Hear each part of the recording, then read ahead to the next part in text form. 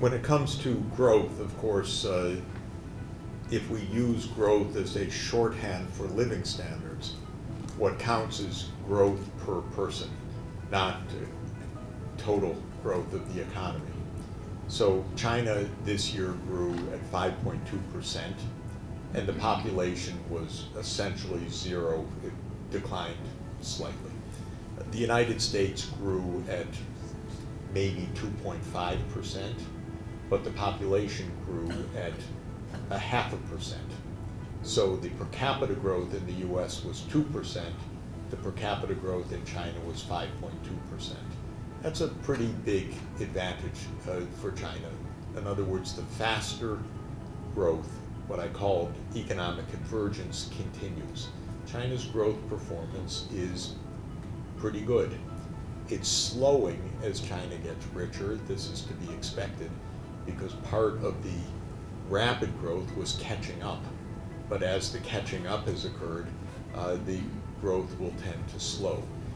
There are two other reasons why growth has slowed this year in per capita terms a bit, and one of them is the direct actions by the United States, which blocked China's exports to the US market. So China's exports to the US in 2023 were lower than in 2022. This was because of US protectionism. And deliberately, the US trying to slow the Chinese economy, a policy I really disagree with. So that was one element. Of course, the technology restrictions and so on also played a role, but interestingly, Huawei was able to invent around the chip limitation and reestablish a very rapid growth in advanced smartphones with the Mate Pro 60 phone. And so the net balance is the US actions definitely slowed China's growth a bit, but not decisively. The second factor is the financial stress in real estate and in some local governments. I don't personally regard that as a deep crisis. I regard that as a normal cyclical crisis. Crisis too strong, a normal cyclical process, I mean. The US has its business cycles, China has its cycles. There was a period of very rapid real estate lending, now it's a period of some retrenchment. But it's not a deep crisis or a fundamental change of China's growth trajectory. My view is that China has what it takes to continue rapid growth per person. The growth will be slower because of the slowdown of population, or in fact negative population change. That will slow the headline number, but the per capita number is not hindered.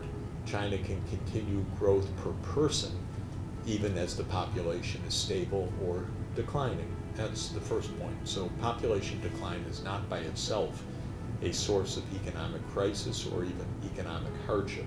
You have to plan for it in retirement and Social Security and in other areas, but it's not by itself a cause of an economic crisis.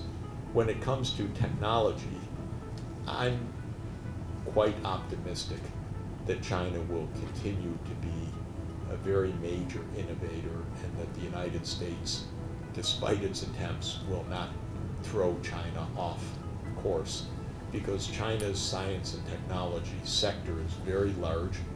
China's applications of digital technologies within China, which the US can't stop, is a huge market. China's advances in AI, digital connectivity, in 5.5G, in advanced computation, in all sorts of applications are very strong, and not only will continue, but keep China as the most low-cost competitive economy in the world in selling these goods. Who is going to produce the low-cost electric vehicles in the world? my guess is China will be the one. BYD and others are already showing a huge role in the world market. I expect that to continue.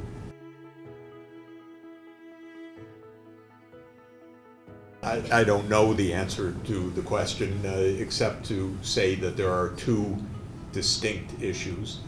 One, as a financial center, Hong Kong will need to deal with multiple currencies, not only in converting them to dollars or managing a dollar-based system, but managing a multi-currency system where bonds are denominated in renminbi or denominated in other currencies, and where there are all of the instruments for a multi-currency system. So Hong Kong should develop that expertise, and I hope that Hong Kong plays a significant role in the internationalization of the renminbi, because the renminbi will play a larger role. There will be renminbi financed bonds. There will be a larger role of the People's Bank of China in providing global liquidity, in rule setting and so forth, and Hong Kong should be a significant part of that. When it comes to Hong Kong's own monetary arrangements, I should say the least possible, because nothing will change in the short term.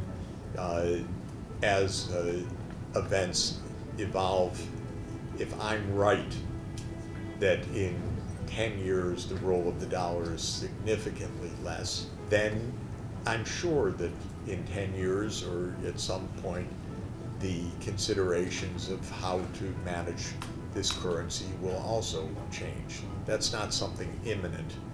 That's not something about panic. It's not something about any change of currency values. 75 or 80 years ago, 100 years ago, let's say, just to be simple, countries were pegged to the sterling. And now, I don't know, I should know, but I don't know if any are, other than in Britain itself, but very few at maximum. If the dollar in 30 years is playing a much smaller role, there will be many fewer countries that use the dollar as the base of their national payment system. All of it is to say, I wouldn't be surprised if I'm right that the dollar reduces in status tremendously in the next 10 years, that countries pegged to the dollar will rethink their own monetary arrangements over time, without crisis, but over time.